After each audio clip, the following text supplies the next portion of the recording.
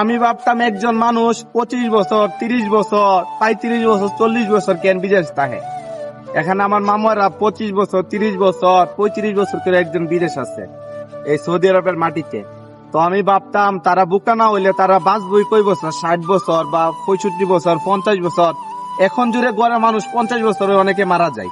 তো আমি ভাবতাম যে একটা মানুষ কেন এত বছর বিদেশ চায়, ফ্যামিলিকে চাইরা, তারা জীবনের কি বুঝে, যে দুনিয়ার কি মজাটা পায় তারা। তো যেদিন থেকে আমি প্রবাসে আসলাম, আমি প্রায় 18 বছর বয়সে প্রবাসে আসলাম। তো এখন আমার বর্তমান বয়স হয়েছে 18, 19, 20, 21, 22 বছর চলতেছে। তো আমার বয়স হচ্ছে এখন 22, মানে 6 বছর প্রবাস লাইফে। তো 6 বছরে ভাবি, 6 বছরে তো আমি আমার ভাই বোনের তাদের আবদার গুলো মিটাইতে পারি না। তো 6 বছর আমি ভাই বোনের আবদার গুলো মিটাইতে পারি না, মা বাবার আবদার গুলো মিটাইতে পারি না। তো নিজের ভবিষ্যৎ, নিজের ভবিষ্যতে বিয়ে করব, নিজের স্ত্রীর আবদার কিভাবে মিটাবো, নিজের ছেলে মেয়ের আবদার কিভাবে মিটাবো।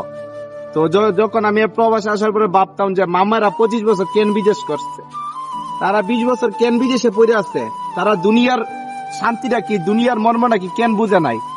একটা কথাই বুঝলাম যে প্রবাসের মাটিতে 5 বছর 10 বছর 15 বছর 20 বছর না, যদি 50 বছরে বিদেশ করে মৃত্যুর আগ পর্যন্ত যদি একটা প্রবাসী বিদেশ করে যা, তারপরে সবার আবদার গুলা মিটাইতে পারে না, তাদের আশা তাদের আহংকার গুলা মিটাইতে পারে না।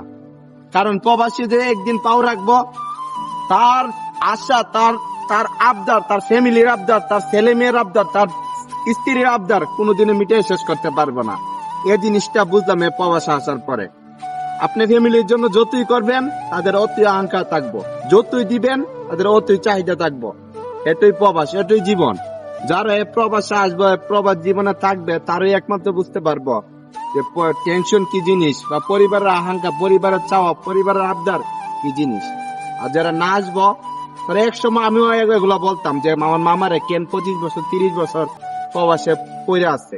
তো আজকে নিজে প্রবাসে আসার পরে 6 বছর প্রবাসের লাইফে কাটাই দিছি, খেলার বয়সে প্রবাসে কাটাইতেছি, তারপরে তাদের আশাগুলো, তাদের আহংকার গুলো মিটাইতে পারতেছি না।